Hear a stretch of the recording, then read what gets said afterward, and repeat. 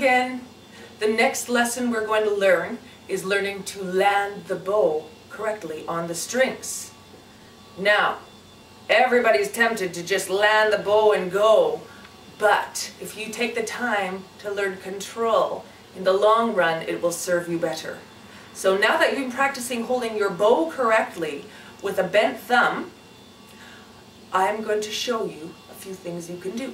Firstly, have your violin set over top of your shoulder, and I'm going to bring my bow above the strings, hovering above the strings, and I'm going to land right near the frog.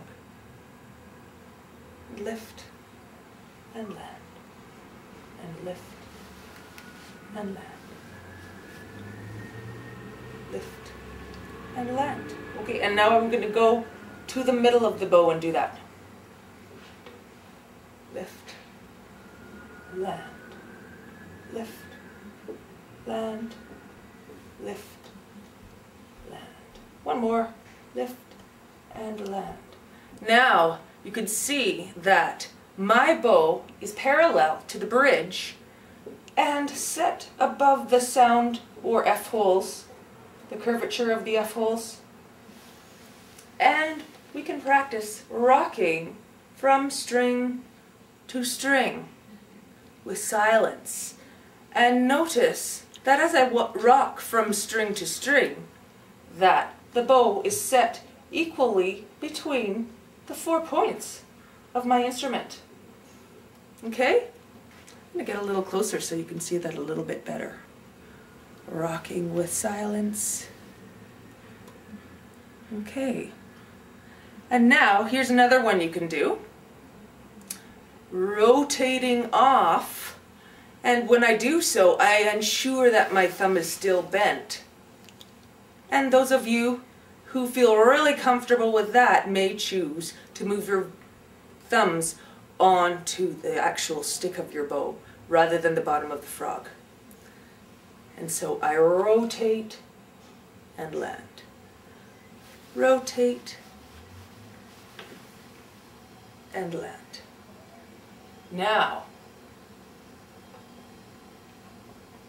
every time you lift off, make sure that your thumb is bent, and the thing is when we land, you want to make sure that the bow hair is flat and or slightly rotated towards the face. So I'm going to get a little bit closer for you to see that. This is correct, not that. That would be rotated away from the face, and often that happens due to somebody's thumb straightening. But by bending my thumb, the hair rotates in the correct way. And that will ensure that as long as you make a straight bow when you start bowing, that you'll have a decent sound. Alright, and that is learning to land the bow correctly on the strings.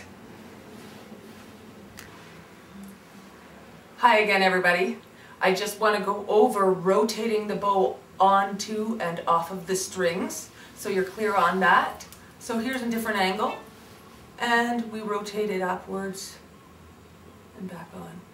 And sometimes it's a good idea to exaggerate your bow going this way, your fingers cradling the bow nicely. A couple more. And then, of course, even trickier, landing at the tip of the bow.